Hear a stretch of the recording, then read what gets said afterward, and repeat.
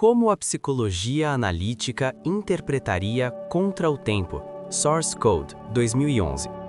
Um piloto militar acorda desorientado dentro de um trem em movimento, ocupando o corpo de um homem desconhecido. Poucos minutos depois, uma explosão devasta o vagão e mata todos os passageiros.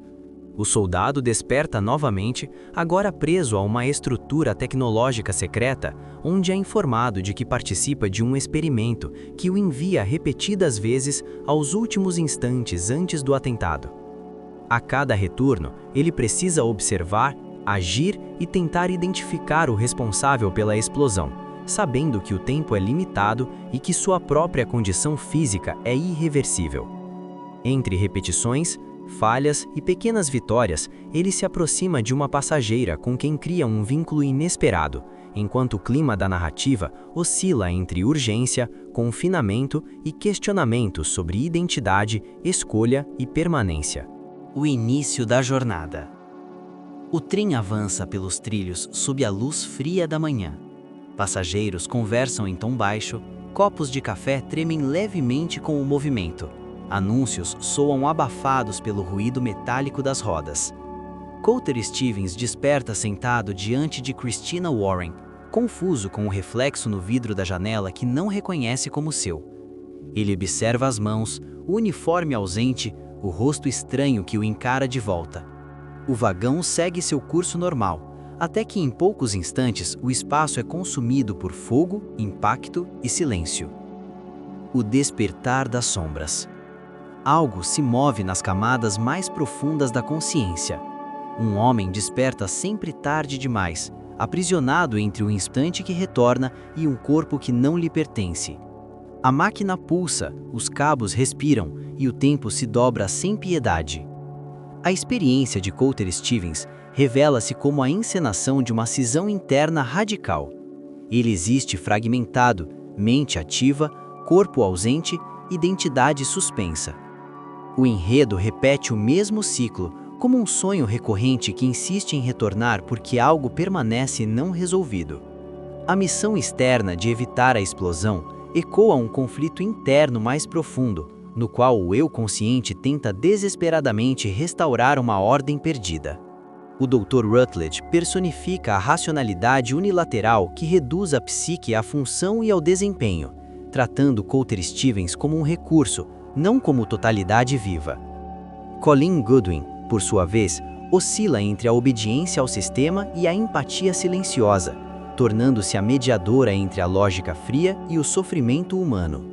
Christina Warren surge como presença constante no trem, não como objetivo da missão, mas como ponto de contato com a sensibilidade, o afeto e a possibilidade de sentido. A iluminação fria da cápsula contrasta com os tons quentes e cotidianos do trem, enquanto a trilha sonora reforça a tensão entre urgência mecânica e desejo de permanência. A obra desce, assim, ao território da sombra, onde a psique confronta a desumanização, a repetição compulsiva e o medo de não existir além da função. Os espaços da psique e a dualidade arquetípica.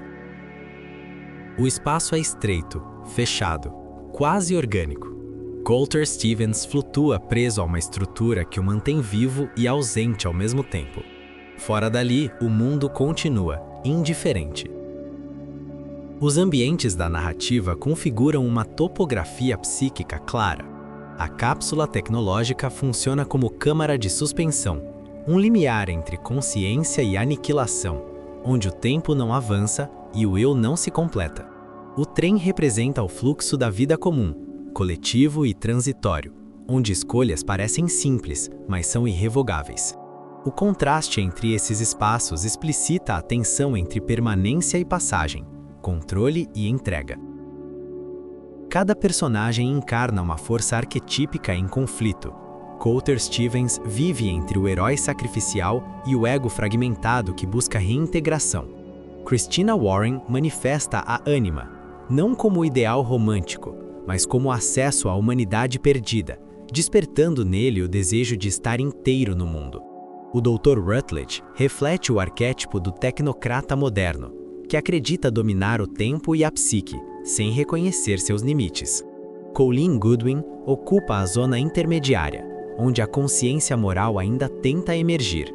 Esses opostos dialogam com mitos antigos de descidas ao submundo, de heróis que atravessam ciclos repetidos até compreenderem que a saída não está no controle absoluto, mas na transformação interna.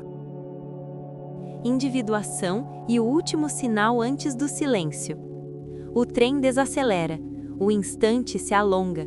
Um gesto simples carrega o peso de todas as repetições anteriores. O tempo, por um breve momento, parece ouvir. No desfecho, Coulter Stevens se aproxima de uma forma singular de individuação. Ao escolher permanecer naquele fragmento de realidade, ele abandona a posição de objeto funcional e assume uma decisão que o reinsere simbolicamente na vida. Sua relação final com Christina Warren sugere não a resolução completa dos conflitos, mas uma integração possível entre consciência, afeto e escolha. A máquina continua existindo, mas já não define o sentido último da experiência. O filme encerra-se deixando em aberto se a totalidade foi alcançada ou apenas vislumbrada. Essa ambiguidade ressoa com a psique contemporânea, marcada por tecnologias que prometem controle absoluto enquanto aprofundam a fragmentação do eu. Contra o tempo, permanece como um espelho inquietante. Lembra que repetir não é viver e que a integração, quando acontece, surge no instante em que o sujeito ousa escolher sentido em meio ao mecanismo. Você ouviu Como a Psicologia Analítica Interpretaria Contra o Tempo, Source Code, 2011.